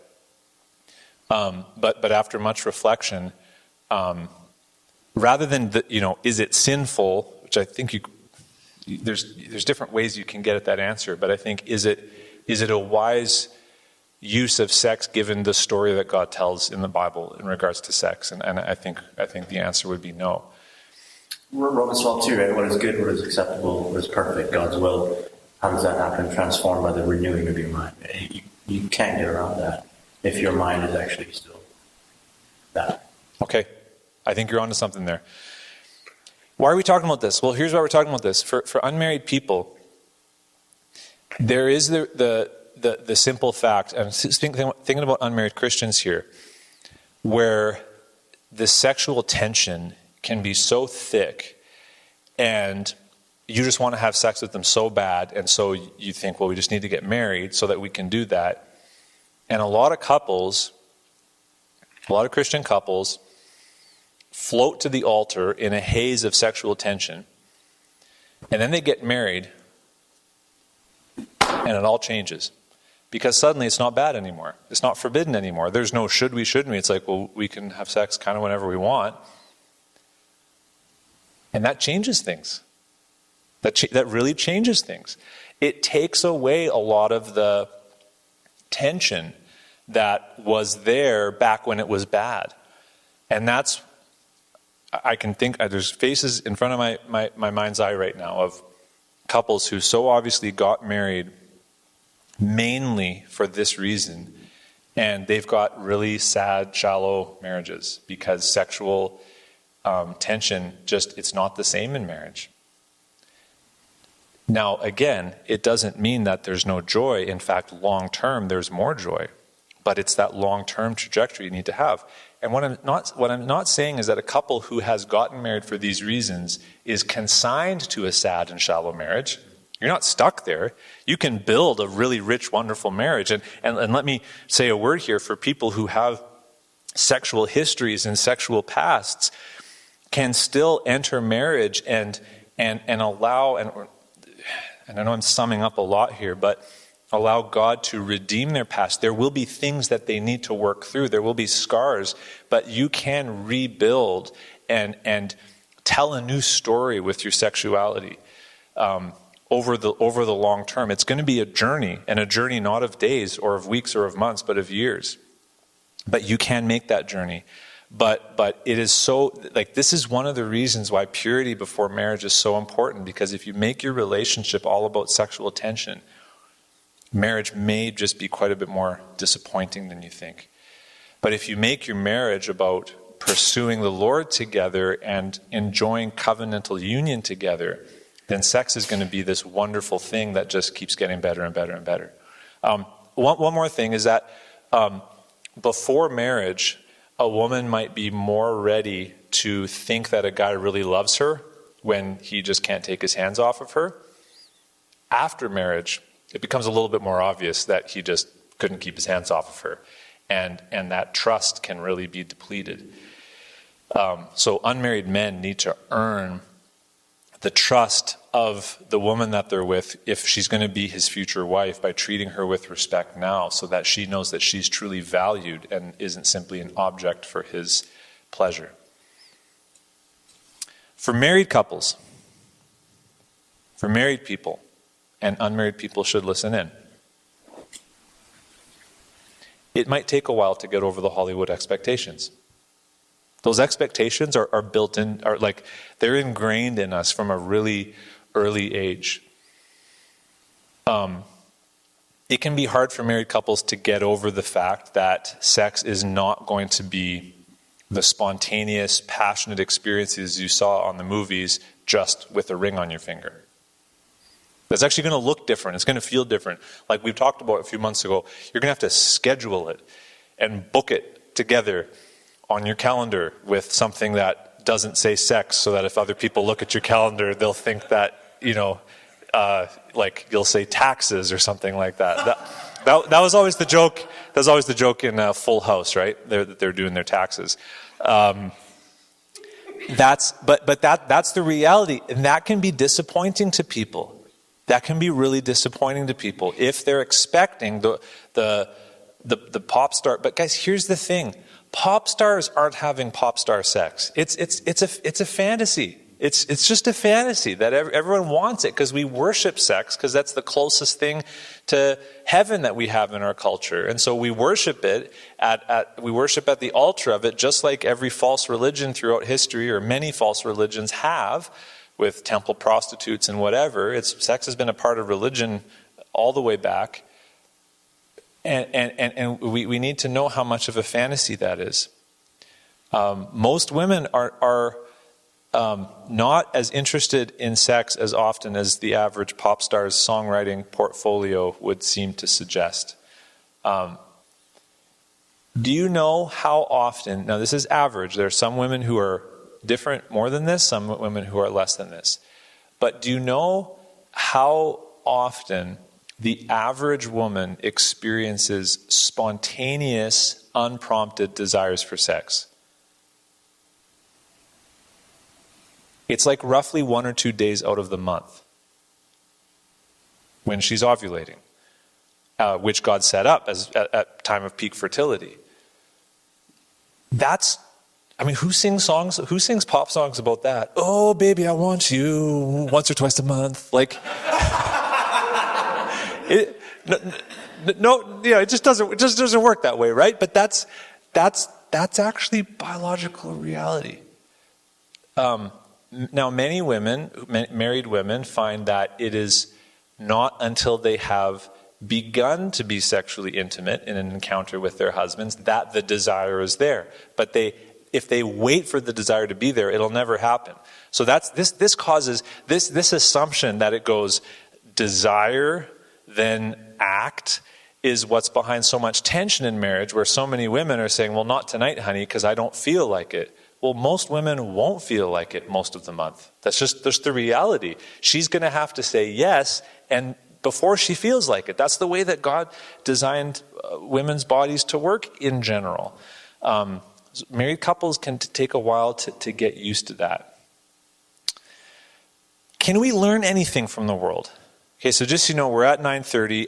I'm thinking that we actually have only about 10 minutes left, and then about 5 minutes talking about birth control and stuff like that. So about 15 minutes left. If anybody needs to leave, just feel free. If you're here and you need to leave, but we are going to finish up this material here. Can we learn anything from the world? In particular here, what I'm asking is, can married couples learn from sex therapists in the world who have studied sex from a purely physical aspect and have, just like a massage therapist teaching someone how to give a really good back massage can help people engage in sexual activity in a way that will increase the pleasurable experience. Can married couples learn from that and gain from that? What do you guys think the answer is?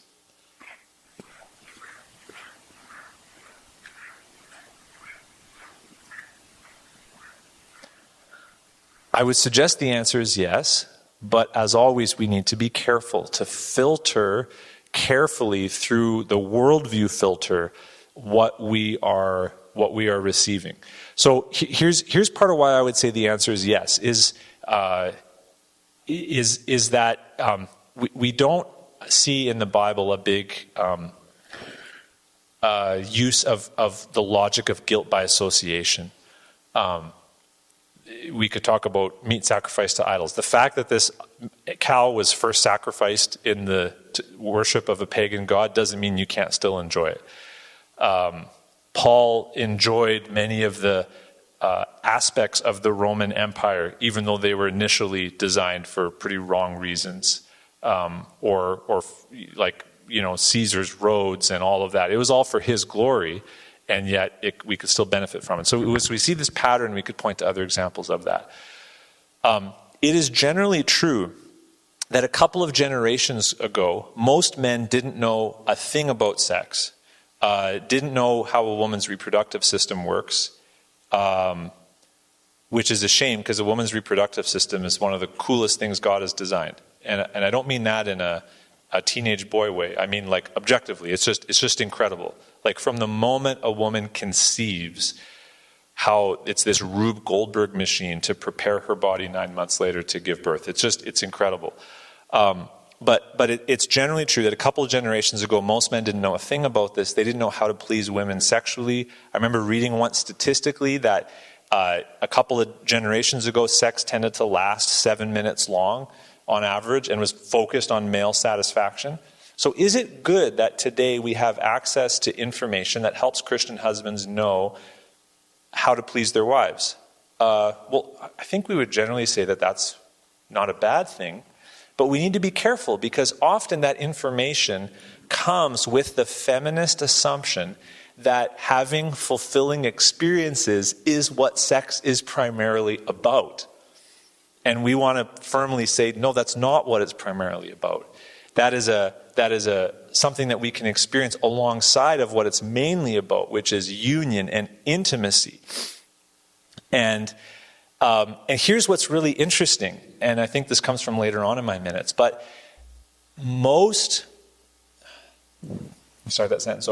many women find that what makes for the best sex is not technique, but emotional intimacy. It's a sense of safety and being able to be at peace, being protected and truly cherished by a man that allows her to really enjoy the experience more than just a bunch of technical technique. And maybe a wife is okay with a 7-minute experience just for her husband's sake. And we shouldn't allow the high priestesses of feminism to tell us, no, you deserve more. Because maybe that's all that she wants and she's okay with that. And let's not let, again, the high priestesses of feminism tell us what we should be doing in our bedrooms. Sex is, in many cases, is an act of selfless love. And that's going to go both ways sometimes. This is a great place for us to look at 1 Corinthians 7 and really just look at what it says. 1 Corinthians 7. 1 Corinthians 7, verse 3. The husband should give to his wife her conjugal rights. It's a polite way of saying he should fulfill his sexual obligations to her. And likewise the wife to her husband.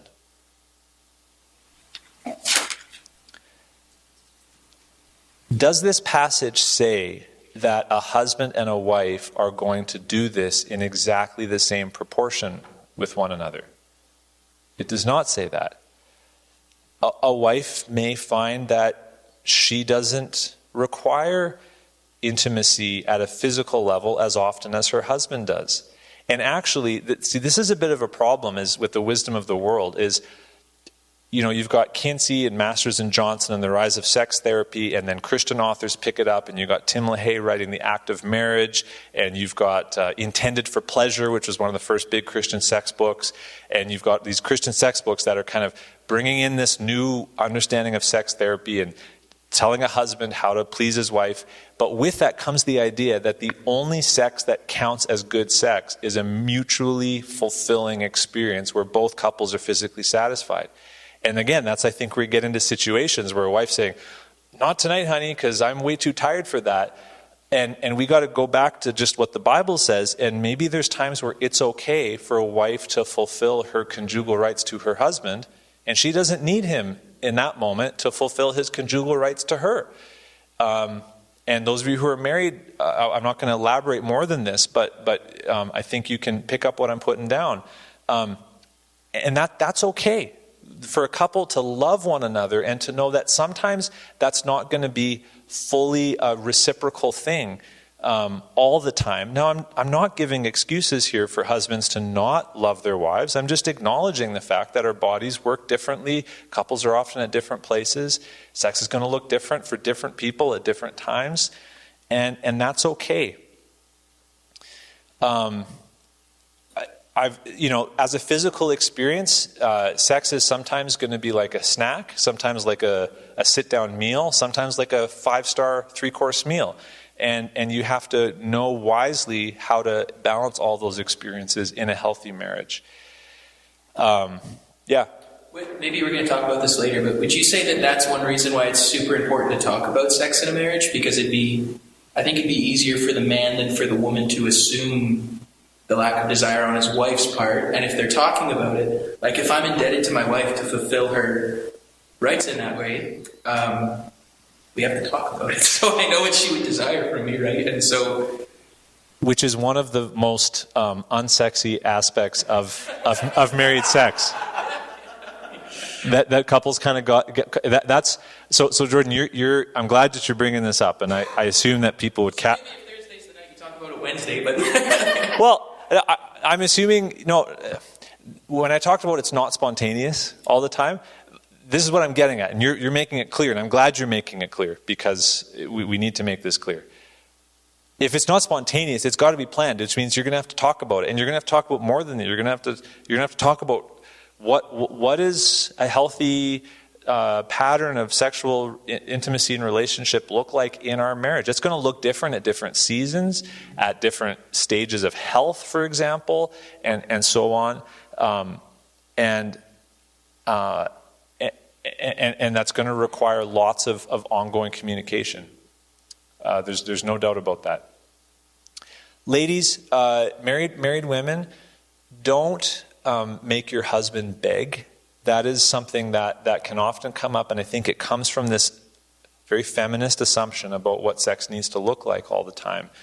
That if you're not up for it, well then, I don't know. 1 Corinthians 7 points to the fact that if a couple's not having sex regularly, that Satan may tempt them because of their lack of self-control. We often assume that temptation to sex is a single man's business, and then when he gets married, it kind of goes away. There is a sense, and I was so grateful that I was in a small group with all married men. I was actually leading a small group with a bunch of married men when I was engaged to Amy. I don't know who let that happen. But those men prepared me for the fact that, Chris, you're not going to get married and have your sexual temptation go away. In fact, there's a sense in which getting married actually increases your capacity to be tempted. And it wasn't just these guys. It was another couple of married guys who were telling me the same thing and preparing me for that. Marriage introduces new capacities for temptation that are not there as single men, which is all the more important why wives stay communicating with their husbands and husbands with their wives to understand how their sex life can best serve as a protection against Satan's temptations, which is another one of the functions. And you might think, well, before he was married, we weren't having sex at all, and so now, once whatever you think is a reasonable pattern, that's more than he was getting. You don't realize that once every pattern has turned up some knobs in his body in terms of the dial control center of his brain, and it has really increased his capacity for temptation, and so that becomes really important. Josh, you were going to say something? So with this selfless, cellmate, as Piper calls it, what about this hypothesis? I promise it's hypothesis, I'm not just referring to the person. But, take a husband with a super high sex drive, and this is something an older man, my life talk, Christian older man talked to me about, but say a husband has a high sex drive and says, babe, I need 2 or 3 nights, even after the first night that they come together, and then the second night says, babe, it increased, right? And this is why I'm bringing this up. It increased, and so the next night, just need more of that, and then the third night, I just need some more of that. Is that an unrealistic, insatiable appetite that doesn't necessarily need to be fulfilled? So that's the first question. And then for the wife, is it okay for her to say, that's a self-discipline issue. I don't need to give you myself 2 or 3 times out of 3 nights. Who's right or wrong? Both. And it depends. You probably didn't want to hear me give such an unsatisfying answer, but I think this becomes an area of where a couple needs to grow in their self-understanding and in their communication with one another. There may be seasons where that amount of frequency is not inappropriate, and there also may be times where a guy just needs to know, like, dude, you need, this is why practicing self-control before you're married is so important, because it's not like when you're married you suddenly get to not have self-control anymore, right? Like, a married man's going to need self-control. And, Paul assumes here that there are temporary times of coming apart. So the assumption is a man's able to do that temporarily. And so I think there are the situation you described is a great situation for that couple to engage in communication with one another and maybe to get someone else in on it, to say, is this wrong or is this normal? How long is this going on for? Is this a particular season where there's a particular need, or is this a problem that we kind of need to fix? Like, look, a guy needs to know the difference between I would enjoy being intimate with my wife right now and this is more of something that we should do right now. Because especially younger men in their 20s, if they had the option, it would be, every 2 hours, and that's just not realistic. And so did I answer your question? Okay. Jordan. I don't want to drag this out, sorry, but I read an article, this year sometime, so not too long ago, and hopefully this is a different statistic within the church. I think it was just general, but men are tending way more sexually apathetic than women more and more, and that's probably because of porn and just immediately accessible outlets with low commitment and things like that. But do you have anything to say about that? How that problem that might that problem of wives making their husbands beg, that might be an indication of some health, how that's kind of flipping now? And that's a good point. Like, if he's coming to her now, what I'm not saying is I'm not trying to justify the selfish husband who's being sinfully demanding of his wife. But yeah, that is healthy. See, everyone thought that the increase of pornography, which also became much more mainstream and publicly accessible around the time of the 60s, that was a part of the sexual revolution. that was going to make, like, there was real concern that was going to turn men into these oversexed sex freaks, and that we were going to see these huge increases in rape and all that kind of stuff. Like, that was the kind of thing people were worried about back in the 60s. And what we've kind of seen statistically is that the opposite has happened.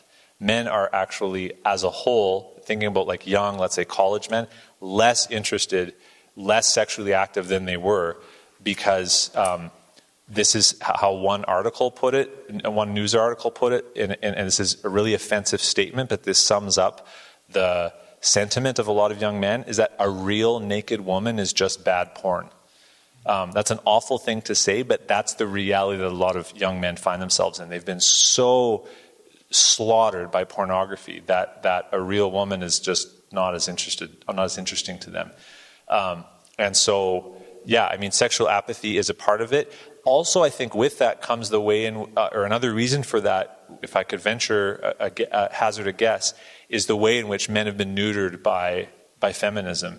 And we're kind of taught that, like, it's not good to be a man. That any just kind of like, I really want to be with my wife right now is not a good thing. And sort of the tropes have worked our way into culture that it's like, well, not tonight, honey. I have a headache. And that's just what you expect to hear again and again and again. And so guys learn to be ashamed of their sexuality, ashamed of their sex drive, ashamed of the fact that God made them with a built-in drive to want to express their covenant union with their wife. And over time, if he gets his wrist slapped too many times, and if he knows that his wife is going to just keep on belittling him again and again and again, he's going to feel like a little boy begging for more again and again and again, he's just going to stop. Like, if every time that a guy initiates with his wife, it ends up just becoming belittling and embarrassing and disappointing for him, he's going to stop approaching his wife. He's just going to that part of him is just going to be turned off more and more and more. And so, yeah, wives need to know how dangerous this world is for men, and how important of a role they play in helping protect them from temptation, how good and glorious of a thing it is for a man to be seeking intimacy, physical intimacy with the woman that he's covenantally united to.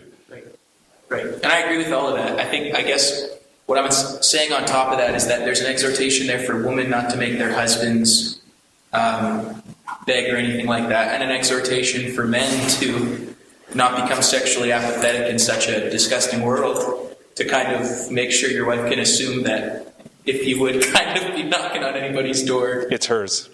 Yeah, absolutely. Absolutely. That you want her. Yeah. Yeah, that's good for that to be the case. No, that's very good, Jordan. It's often assumed and talked about the fact that for women, emotional intimacy is as important as anything else. That, in my experience, and just from what I have learned and known, that's actually true of men quite a bit more. For when a man feels respected by his wife, feels treasured, and that she rejoices in his strength and loves the fact that he's hers, when he knows that she's proud of him, when she praises him, like, all of that is as much of a I don't want to use a crude phrase like turn on, but I want to say, like, that is as sexually empowering to a man as anything else, if not more than anything else. That which goes back to our understanding here that sex is a reenactment of your covenantal union. So the more healthy your covenantal union is, the more that you're rejoicing in each other and praising each other and delighting and caring for each other, the better sex is going to be. And the things that make for a good marriage make for good sex, because sex is a reenactment of the marital union at a physical level. So it shouldn't surprise us that it works that way. Which gets into sex starting outside of the bedroom. That is absolutely huge. Is that physical act is a consummation of the entire relationship and how good it. So the better that sex is, the better that your marriage is, the better sex will be. And a husband can't think that he can just be a slob and hop into bed and his wife's going to be right where he wants her to be. It's a whole.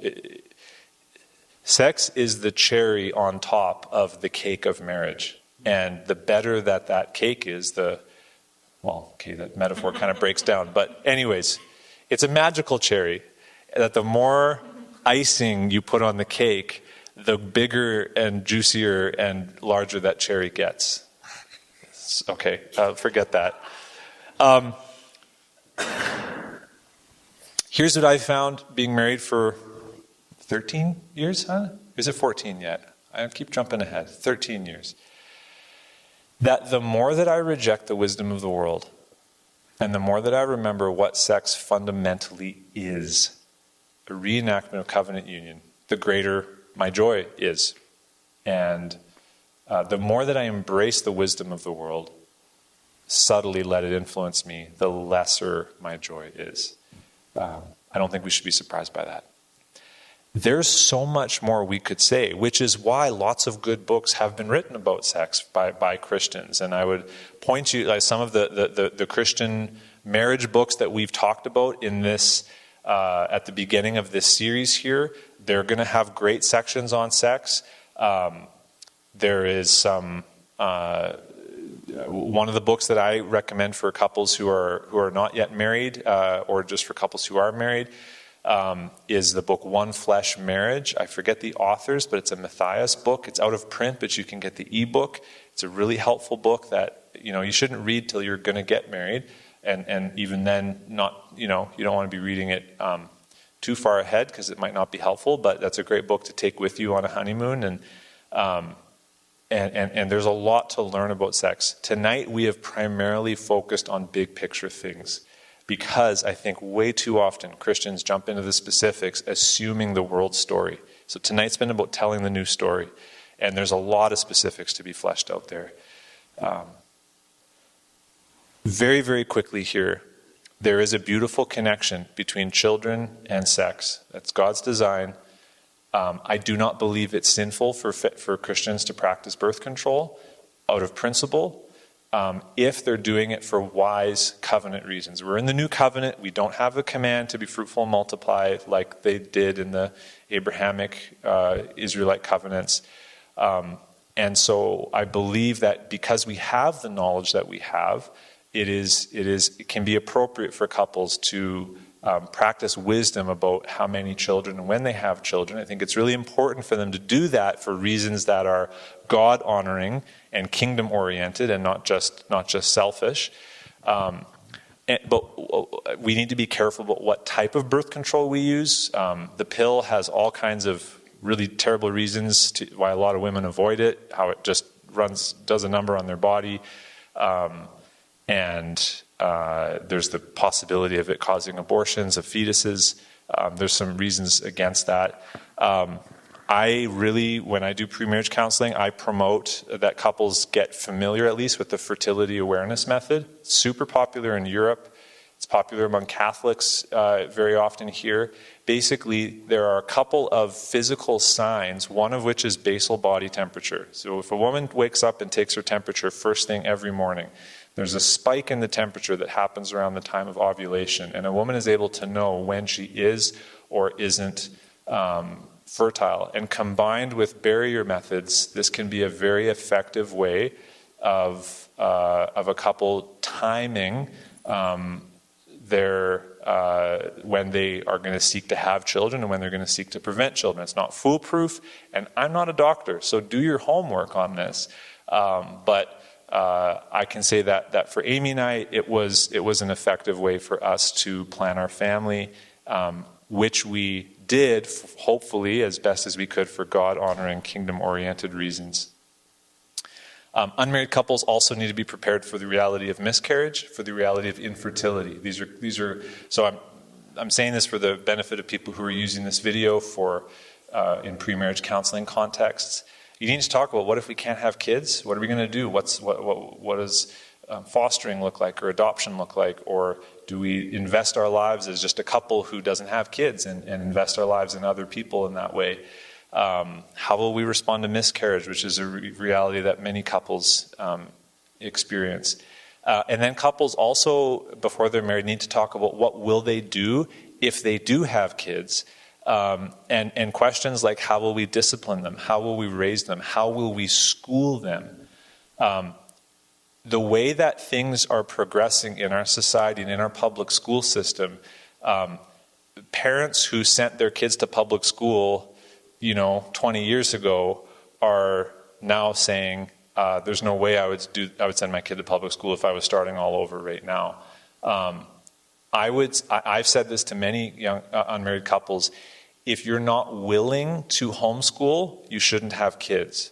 And what I'm not saying there is you have to homeschool, but what if you find yourself in a situation where you do have to, as more and more couples do find themselves in that spot, because stuff that is being taught to their kids is so just awful and anti-biblical worldview at so many levels, and it's starting younger and younger and younger, that they need to, and yet if a couple has had kids just assuming that they can just send them to public school and there's no Christian school options, what are they going to do? So I think a couple needs to consider that whether they can homeschool before they even have kids. And that sounds extreme. Actually, probably did sound extreme 10 years ago. It doesn't sound extreme in 2025. Kids are a blessing. One of the reasons they're a blessing is that they're stinking hard, and they kick the selfishness out of you with their tiny little feet again and again and again and again. Having kids is way harder than anyone ever thinks. That's one of the reasons that they're a blessing. Don't reject that blessing, but also don't assume that having kids is everything and the whole goal of your life. And we've talked about that more in other contexts. And that is the end, not of all that we could say, but of all that I have prepared to say. Thank you for your patience, for hanging on for this wild ride.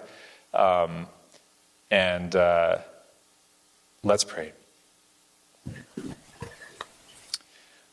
God, thank you for sex. It's your idea, it's your invention, it's your creation, it's your gift. It is not something that we need to be whole and complete. We think of our Lord Jesus. We think of men like the Apostle Paul and Timothy. We know that sex is not a requirement to being a whole person. Thank you that we don't need it. But when a couple is married, we thank you that you've given this gift to reenact and experience afresh their covenant union and the grace of that covenant and the joy of that covenant. For the people that are here and who are listening to this who are married, Lord, would you help them to cherish and love each other sexually, to communicate well, to reject the wisdom of the world, to embrace the joy that comes from understanding themselves in your story and not the world's story. God, for the people who are not married, would you help them to work really hard now by the help of your Spirit to reject the world's story, to embrace your story, to identify the lies that they're told every single day in our media-soaked culture, and to reject those and to embrace your good story, to fight temptation, to fight for purity by the power of your Spirit. I pray that for every person, married or not, you know the specific temptations for both married and unmarried people. And would you help us, Lord, to be people who fight for purity, who fight for covenant faithfulness by the power of your Spirit, for the glory of your name.